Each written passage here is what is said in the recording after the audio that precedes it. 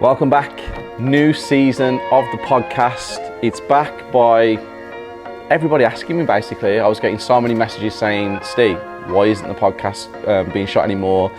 Are you continuing it? Are you not continuing it? Well, here's your answer.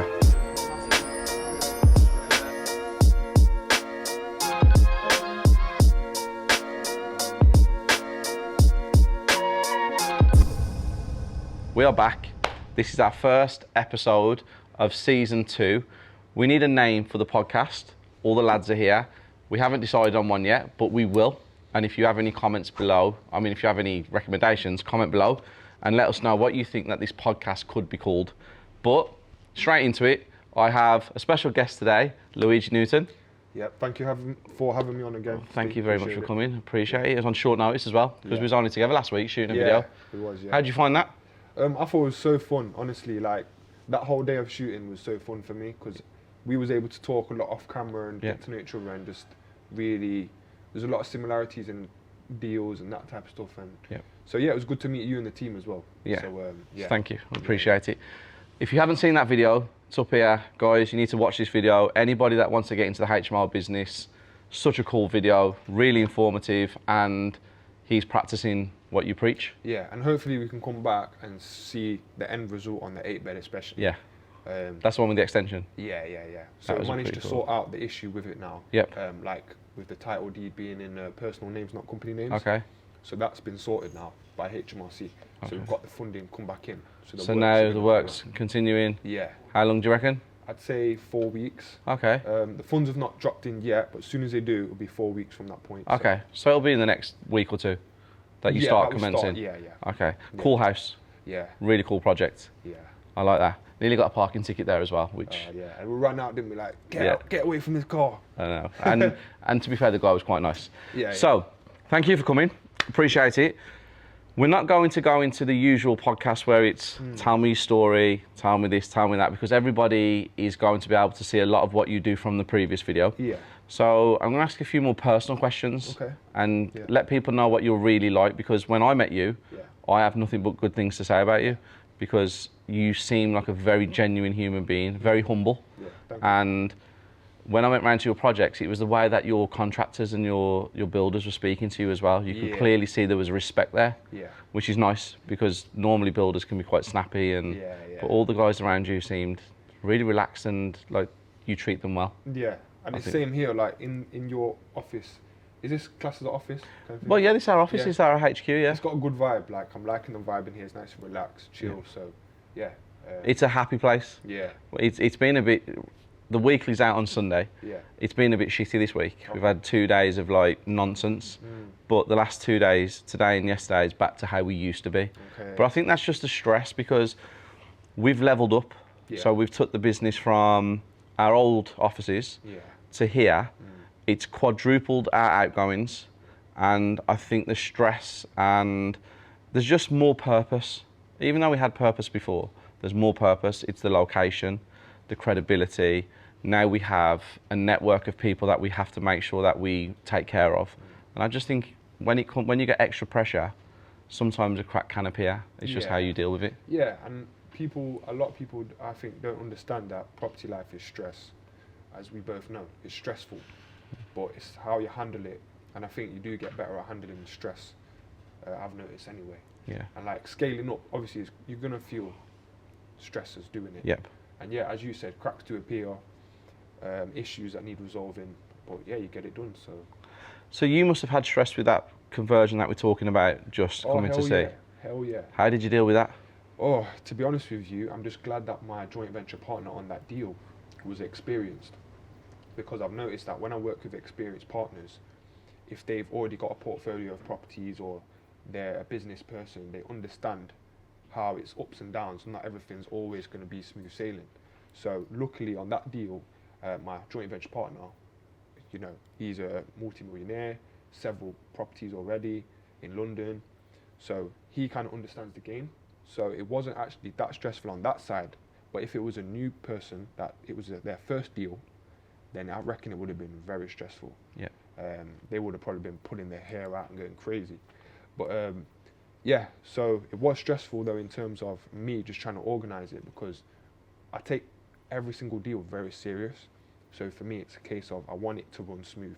So when it doesn't, it's like, But basically, it was the solicitor's fault because when we bought the property, they put it in our personal names rather than our company names. Yep. So that was kind of the mess up. But we've managed to resolve it now. But it's just basically added a lot of time onto the deal. I understand that. How much time has it had added on from? Probably like 7 months. Okay, so it is really fortunate that you did have a JV partner who understands. Yeah. Because if this was a newbie, Yeah. when you say pulling their hair out, there's been a lot worse than that, I believe. Yeah. Yeah. Because we do JVs with a handful of people. Okay. And my whole goal this year is to help people who are newbies not to put the money into something where it's risky, to go with us, where they know they're completely protected, they're completely safe. And I can see how a couple of them are very pushy. Yeah. They think it happens overnight. Yeah. They all think that this is, you know, a very quick fix. My take on it is social media. What's your take on it? Why do you think people have got the wrong perception? Yeah, I think people's expectations on what makes a good deal is completely off. Yep. And I think that might be a big reason is social media, YouTube, Instagram. People are always showing their best deals, and a lot of people online do make things out to be easy. I always try and be completely real about the good side and the bad side. And always making it known to people that an all money out deal is quite rare. They're definitely doable. I'd say I've worked it out the other day. I've done about 9 deals altogether, and I think only 3 of them have been completely all money out or more. But that's still good. Yeah. Because you can do 20 and only get 2. Yeah. So that's still amazing what you've done. But that's not completely achievable for everybody, is it? No, and this is the thing. Like, if a new person's doing it completely on their own, no training or anything, there's a chance they might be left with just an 8% return on their investment, or something like that. Or they might struggle to let it because they bought in the wrong area or something. So I think doing a joint venture with someone like myself, someone like you, is good for people, but they need to have good expectations. Yeah. Because they're more safe working with an experienced partner. That's true. So yeah. That's Depending good. on who though, because I know some people out here are just robbing people, and I think it's crazy. The sharks. Yeah, the sharks, like, it's a real thing. So Yeah. just people be careful out there. Yeah, good advice. Be very careful. Go with somebody who has something to lose. Go with somebody who's got credibility. Go with somebody who, if something went wrong, there's a point of contact. They can't just disappear off the face of the earth. That's the key. Yeah. Well, this property world on social media, especially, has a lot of sharks in it, and it has a lot of people who do tell lies, and it has a lot of people who are not practicing what they're preaching. Anybody who follows me on social media and anybody who watches our YouTube channel and stuff, they know how much I am against it. I mention it all the time, but everybody has to learn themselves. You can only do so much, and you can only tell people and make people aware so much. For every idiot born, a con artist will have someone that will give them the money. They will have a client, because everyone's chasing that Lamborghini, that Ferrari, the big house, the Dubai holidays, or wherever it is at the minute. I don't know what place is the hotspot at the minute, but everybody thinks they can get that in a deal. It's coming overnight.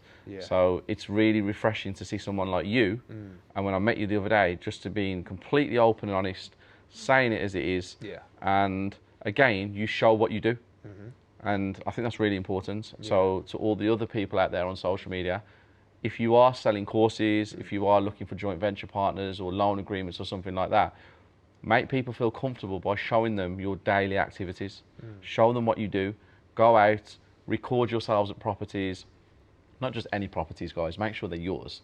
But start showing people what you do so people can actually have something to trust in or believe in, but tell the truth. Steve, what would you say your main tip would be for people that are trying to find investors? Because I get asked that quite a lot, so it's interesting to get your take on it. Okay, so if you're trying to find an investor, again, I think you just practice what you preach. I don't believe people who are just starting out in property should be posting on social media saying, I need an investor. That's my opinion. I think anybody that's looking for investors, if you're brand new to the industry, you've got to give a personal guarantee of your house. That's my honest opinion. So if you own a property at home, and that's yours personally, or you own something that's of value and you're trying to raise investment for a newbie, personal guarantee all day long. But once you're at a certain level and credibility's there, then you shouldn't really need to post that you need investment because you should be getting it offered all the time. Yeah. That's So- my take on it. Okay, cool. So I think like my side would be I've never actually posted that. I probably have done it once or twice in my early days, saying if anyone's interested, I do offer a fixed return. Yep. I might occasionally do that. Yep. But I never rant and rave about that because I don't want to come across as desperate. Because the thing is, I'm not. Like, I don't need investors. My whole thing was I'm going to slowly grow my portfolio and I'm going to try and master HMOs. And that's what I'm doing. And I think when you get that obsession there, you naturally, people will gravitate to you that are attracted to what you're doing. So I think do what you're doing, but vlogging and recording, showcasing is great. Yeah. But I think it's the way people do it, especially for any new people listening. I'd say try and stay humble.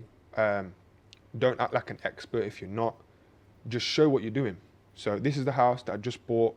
This is what I'm dealing with. This is the struggles and this is the good parts. That's kind of how I'd frame it for new people that want to get into the social media side. Yep. In hopes to working with investors. So. Yeah. But the thing that you touched on there was what I said. If you are good at what you do, Yeah. and you come across that you are a genuine person, you Yeah. don't need to ask for investors. They will come to you themselves Yeah. because they will see what you do. I've seen it massively. I've got a number of years of experience in this industry, Yeah. but only a year on social media. Yeah. Yeah. But all of a sudden now, the last 6 months, I'm literally getting messages from people that are very, very big in the influential world on social media. And they're like, oh, I've been watching you for a while now. Can we do this? Can we do that? Can we do this? And I'm like, no. Yeah. Because you're not ever going to learn from it. If I Yeah. wanted an investor, I'd say I need investment. Yeah. I like joint venture partners. I like people who want to learn, who want to be able to do things, because my whole take on it is, if I do a joint venture with you and you're new, and I can go around the first one with you and teach you certain things, you're not going to be an expert, but you're going to have way more knowledge. So then in 5-10 years time, if you're still around me, which you will be, you can go out and do the joint ventures that we're both putting money into, but you Yeah. can manage it. So then my money starts working for itself. Okay. And all I've done is teach over a certain number of years or months, depending on the person. Yeah. So that's my take on it. Okay. I like doing joint ventures with people who I see a future with. If I Yeah. don't see a future with a person, I'm not going to do a joint venture. Yeah. So I like to figure them out, and I like to have a meeting with them. I like to see they're clued up. Yeah. That's what I like to see, I'll be honest with you. One kind of red flag I get is nervous energy. Yeah. So say like if someone approached me, they've got some capital, we sit down, we have a meeting, and they're just too. Yeah. That, you know when you get that vibe, Yeah, where no, someone's like my whole- very scared. I can't work with them. Yeah. My whole thing is like number 11. You know my whole thing. My number plate on my car's number 11. Yeah. Everything around me is number 11. I work on signs and energy. So if I feel something's wrong, Yeah. I won't move forward. And it's the same with when me and Isabella look at buying a house. If the house number's got number 11 in it, Yeah. we're buying the house no matter what. It's weird. It's very strange. And if I sit with somebody like you said, and I can see like, I'm just like, no, this isn't for me. Yeah. And I don't like indecisive people. Yeah. I'm very funny about indecisive people. We have lots of people who ask to do joint ventures. Once I sit down with them, I'm like, right, okay, if I find a house tomorrow, are you ready to go? Soon as somebody stutters, I'm done. Yeah. I'm out. Yeah, and that kind of leads me to the thing of me taking commitment fees. So when I work with a new partner, I always take like a £3,000 commitment fee, but that gets used towards a refurbishment. Yeah. Because I had it before around 2 years ago. I was doing a joint venture, and the guy pulled out on the week of completion. Yep. So it was like 6 months into the process, because we found one deal that fell through, we found another that led us to the 6-month mark, and then on the week of completion, he pulled out Oh, for no okay. reason. Yep. No reason at all. Yep. But the commitment fee, I use that to pay the solicitors, for the searches, for the valuations, that type of thing. So if they pull out, at least you're covered to Yeah. a certain extent, 50%. Or is it 100%? How do your joint ventures work? So firstly, I take the commitment fee, and that gets used towards the refurb. So that doesn't even go to the solicitors. Okay. That goes on the actual refurb of the property when we've got the keys. Yep. And how I structure it is, my joint venture partner, they'll fund all of the deal, Yep. and then we'll split the profit 50-50. Okay. But I'll find the deal, manage the full refurb, so I get my build team, make sure we do a cost-effective refurb, and then I manage the property managers on the back end as well. Okay. So it's like a long-term business partnership. Yeah. It's not like a quick flip type of deal. Yeah. I'm not really interested in flips. I'm more looking to do buy and hold of HMOs or serviced accommodation type of projects. Okay. Different strategy to what I tell people who are starting out. Yeah. I tell people to flip if they haven't got a certain amount of money. Yeah. But then if they've got a decent job, and they're carrying on working, they don't want to do property full time, I say, well, if you can refinance and pull all your money out, you might as well. Yeah. So it's all down to the strategy is down to the person's circumstances. Yeah, 100%. Yeah, That's what I think that's good advice to say to people. If they don't have the capital part they want to build, then yeah, flips are great. Yep. But I think a BRRR strategy and a flip, they often will work as both. Yeah. So it's either or. Yeah. Well, I get asked all the time.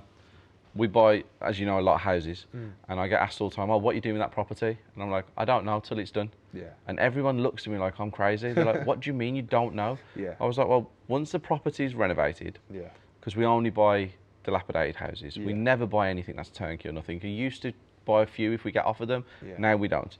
So once it's coming up to the week of completion, I look what's in the bank.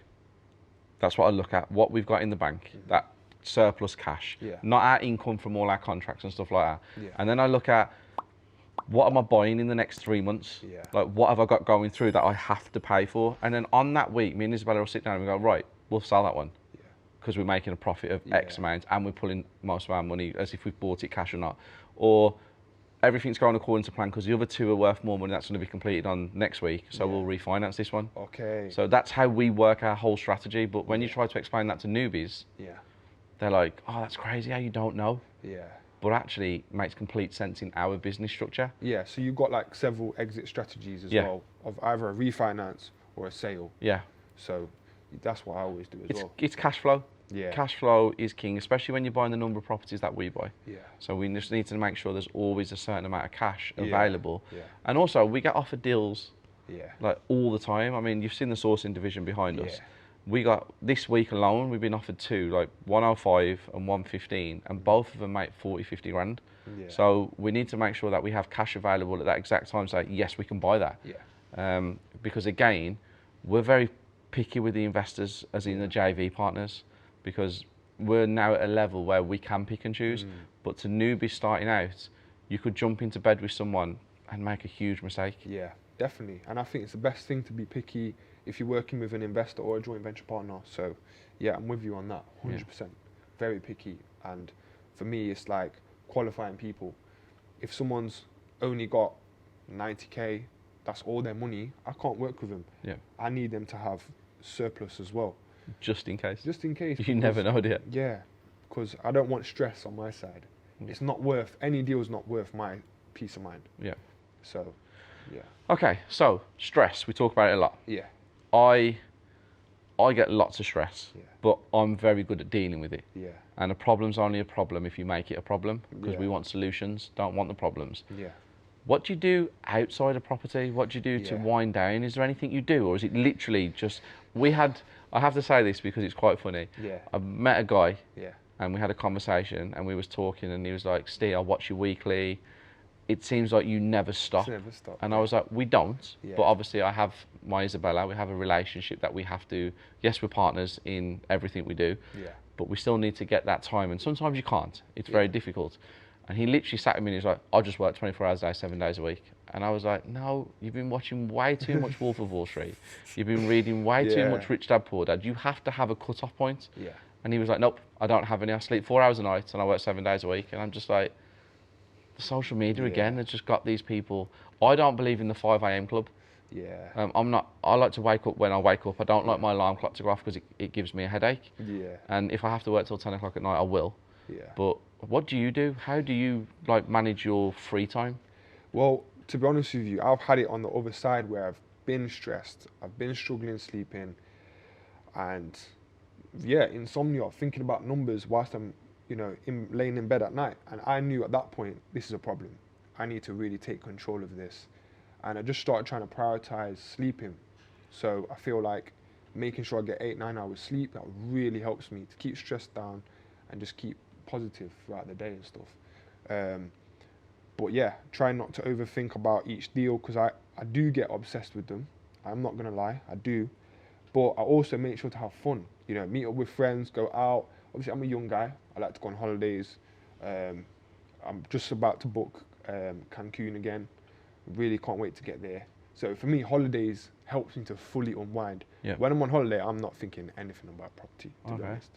So I have like the systems in place where I can step away and everything will still run. Yeah. So the team will still be going. So holidays is your That's my de-stress? That's my de-stress. Okay. Nothing else?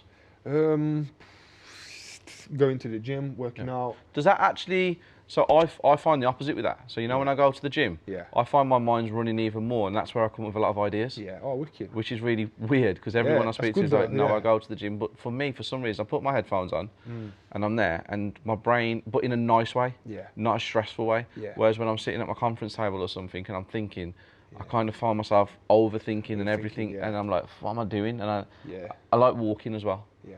I do a lot of walking. Even just being in town now, I just walk to the shops and stuff like that. It's so nice outside here. It's such a nice area. Yeah, it's really cool here. It's such a good location. We spent a lot of time here previously. Yeah. So to be back is lovely. And Birmingham is a very cool place. It's a great city, isn't it? Yeah. I was gonna move here before I started properties. I was looking in Erdington. Yep. Because you know there was that gym, UTC, that 4-story gym. Yeah, it used to be the old Blockbusters on the corner, and it turned into a gym. The owner lived local. Oh, okay. Yeah. And there was that Leon Edwards and Fabian Edwards. Yeah, the brothers. They was training there. Yeah.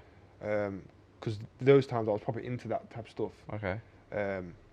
But I just quit competing. Yeah. But I was still training, so I was training there, but then it like closed down. Okay. So I was like, I think it's moved now. It's still here. Is it? I think it's in West Brom. I'm not sure, guys. I'm not 100% sure. I'm being told by AMS it's not. But did it move to West Brom? They rebranded. That's it. So is it in West Brom though? Yeah, just underneath it, it's like in a weird, tucked away area. They have moved it somewhere else. Ronin. Okay. Oh, okay, but so that's so the good, MMA guy. Yeah, UTC was so good. Like when I went in there, I was like, wow. It's never been done before. Yeah. I don't think I'd ever concept. seen that before. Yeah, the way it was on the 4 floors and the octagons was all in there and stuff. Yeah. It was really cool. And obviously, Leon and Fabian have done the city. Yeah. Oh, wow. The levels that they've got to, they've done the city very proud. Yeah, but I was training there and I just heard, boom, and I looked over and see one guy sleeping on the floor. Really? Yeah. So the gym, is that a de-stress then? Oh, 100% for Yeah. me. 100%. But again, I have to be conscious that I'm not on my phone, because as you know, when you've got several deals going on, your phone's popping off sometimes, and you're running a business. So it's like, for me, it's like trying to switch off my phone. But I have my good days and bad days at gym. Okay. For me, I'm really just trying to conquer fitness and gym and eating healthy. Like for me, that's a struggle for me. Yeah. Because I've got a bad sweet tooth. So. Mate, I'm with ya. Like anybody that knows me. Yeah. Chocolate is just the worst thing you can put in front of me. Yeah. I wake up every morning, I'm like, I'm going to have 1 chocolate bar today. Yeah. By dinner time, I've had 2 or 3. I've already had a Twix this morning. It's really bad. No breakfast and a Twix. So diet is really difficult. We struggle here, I'll be completely honest with you. Yeah. From morning till night, we don't really eat anything good. And then when we go home, it's 8, 9 o'clock at night, and we're like, oh, we'll just get a takeaway. Yeah. So that is if you can master that, then I think you can do anything. Yeah, definitely. I find that harder than the property stuff. Yep. So, you know, it's pros and cons of life. Pros and cons of life. So when you wake up in the morning, do you pick your phone up straight away? I'm guilty of that. Yep. Instantly. I'm guilty of that. But sometimes I used to put it in the other room. Yep. So I'm going to start doing that again. You just reminded me. So me and Isabella, we had a conversation about this the other day. And I really believe that we need to knock our phones off at a certain time. Yeah. And try our hardest to not put them on till the morning. Yeah. It's going to be difficult. Yeah. And I don't know whether we're going to be able to do it. Yeah. But I think it's something we need to do, because the phone, to me, is probably the biggest distraction in my whole day. Yeah. Because I'll sit down to do something and then it'll just ring, and WhatsApp and this and that and social media, and I'm just gone then. Yeah. I'm in a whole different world. Yeah. So I'm guilty of it as well. I wake up, I open my eyes, phone's in my hand. It's the worst thing ever. Yeah. But I'm sure we can both conquer it. I'm going to try. It's very important.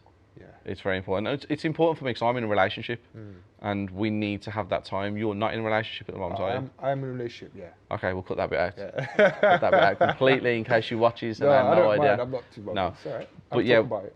Okay, so we'll leave that in then. But yeah, I don't like the phone anymore. I'll be honest with you. I need it. It's my business. My whole business runs on the mobile. It's thingy, but I need to learn to be able to put it down to concentrate on my relationship because having a happy life outside of work makes my work life happy. If that makes sense. I really like that. Yeah, it's important in it to have the balance and like, you know, just switching off your phone and just having that time. Your personal time. So yeah. In your field of HMOs, what would you consider yourself as? If you put it as an amateur or seriously experienced, where would you put yourself right now? I would say new. I'm only 5 years in, so new, but obsessed and try my best. Okay. Yeah. Give me I know my answer. Yeah. But I want you to answer it. Yeah. Why is it important to be obsessed? Okay. Obviously, when we say obsessed, I used to, you know, Grant Cardone. He says that thing: be obsessed or be average. Yep. I fully agree with that, and I feel like I'm 27 years old. I do prioritize making this happen, so making this property thing happen, business happen. So for me, it's like, I'm not gonna lie, everything else does come second. Obviously, family, friends, they're important to me. My relationships, everything, they're important to me. But this is my main thing. So my thing is really prioritizing that. But also being stress-free, fitness and stuff as well.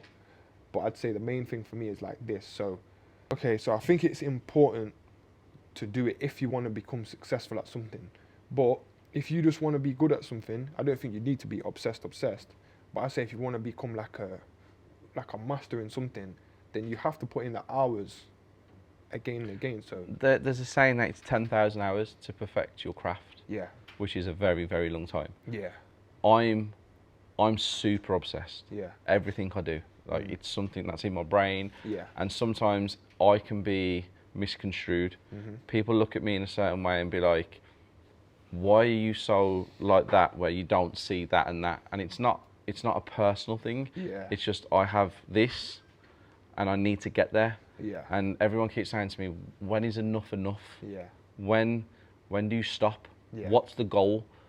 I don't have an actual physical end goal. Yeah. I don't want to retire because I believe that if you switch your brain off, that's when you're just on the verge of like just ending your life then. Yeah, because I think the brain has to be active like a muscle all the time. Yeah.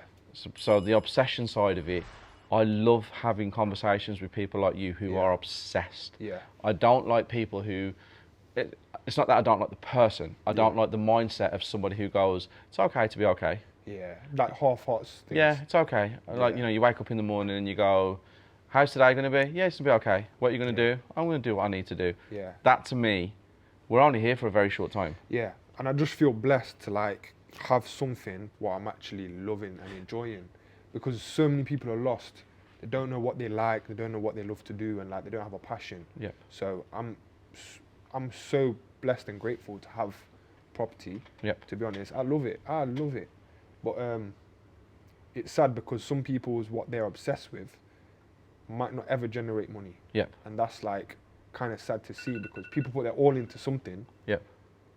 Because people put their all into something that might not ever pay them. And it's like, you know, what do you think about that? Like people following their passions that might not ever pay them. I think that's where the person needs to have a cut-off point. Yeah. Because it's okay to have something that you love doing and an obsession, but if you know that obsession is never going to materialise into what you need it to be, I think you need a cut-off point. And I think that's what separates the geniuses from the average person. Because I believe a genius knows when they're onto something that is going to work, but a fool will just work at it forever and ever and ever a day. You have to give something a lifespan. I believe that if you can't succeed in something within 5 years, it might not be for you. Because within 5 years, that's a long, long time. You can get to a certain level where you know, like you're on 5 years. You know now, this is it. Is that true? Yeah, I feel confident, and I feel like this is definitely my calling to do this. So yeah, I get what you mean 100%. Yeah, it's very important. I genuinely believe every single person has a calling. Yeah. but I think you have to find it. And I don't think everyone finds it. That's why the world has so many different people in it. Yeah. But I think when we're born, there is something specific in our heads or our brains that is there, but we have to unlock it. Yeah. Going a little bit weird, like a Joe Rogan podcast here. But yeah, that's what I believe. I think everybody's here for a reason. We met a guy yesterday who we went for breakfast as a team, and we met a guy yesterday, and he nearly died. He had a car accident, and it literally took half his head off. So he had a metal plate, and half his brain looked like it was completely gone. And we had a conversation with him, and I asked him, I said to him, how long was you out for? As in, when you had the accident, obviously you was unconscious. Was he in like a coma or something? Yeah, 7 or 8 months, he said. And then they brought him round and had a conversation with him and stuff like that. And I look at him and I'm like, you're here for a reason. Yeah. I don't know what reason, you don't know, but there's a reason that you did not just pass away. Yeah. You were saved for something. If you can find that, that's your calling. Yeah. But again, not everybody finds their calling. Yeah. And that's what I believe. But I know my calling. My calling is property. Yeah. I also enjoy the teaching side of it. Yeah. I really Which do. are great at, by the way, because Thank you very much. when I watch your videos, the way that you break things down, Yeah. it's very easy to understand, and it's like you Yeah. go over the key things as well. So It's common sense. yeah. And if you can break things down in simple terms, it's not everybody's a simple person, Yeah. but if you explain something in simple terms, it just makes it easy to understand. You could be a genius, Yeah. but if you don't know what someone's explaining to you, you're not a genius, are you? Yeah. But if someone explains it to you in the most simplest form, you cannot get it wrong. So I'm quite funny about how I explain things. I like to keep things very simple. Yeah. I think people who overcomplicate certain things are doing it for an upsell. Okay. Yeah. So they'll explain it in a way that the person doesn't understand, and then they'll be like, oh, I do an added something. If you pay for that, it helps it. I'm like, well, they're paying you to learn it anyway, so what are you doing? Like, I feel like the property space, there's so much to learn. Yep. And it's like, I think you're doing a great thing by actually providing education to people when you've done it yourself. Yep. So you practice what you preach. So I think it's great. I honestly do. Thank you. I appreciate that. And lots of young people are going to be, helped by, doing your stuff. Yeah. So I think it's really It's good. very frowned upon, the education sector. Yeah. There's a lot of people out there that give it, throw dirt at it and stuff like that. But if it's done correctly, like we said at the beginning, and if you teach correctly and if you put the right message out, people will start seeing actually these guys are not one of them people who are here to make money just from course sales or something like that. We work Monday to Friday, and Saturday we teach. We love it. It's fun. We have very small classes. It's really nice. Yeah. It's fantastic. Can't do it for free. Yeah. Have bills, have overheads. Our time is worth money. Yeah. I saw a post that you put out on your story about a week ago, saying I'll help anyone, but I know my worth. That's it. And I believe if you know your worth, why would you sell yourself short? That's the thing, because I feel there is a lot of people that feel entitled to my time. I don't know if you get those similar DMs. You might be more helpful than me. I don't know. But I've got them, trust me. Yeah, but I feel there's a lot of entitled people. Yeah. It's just getting out of that mindset of, well, listen, I am a professional and I will charge for my time. Look at like a planning consultant. Look how much they charge for 1 hour of their time, or anyone else in the industry. So why shouldn't I charge?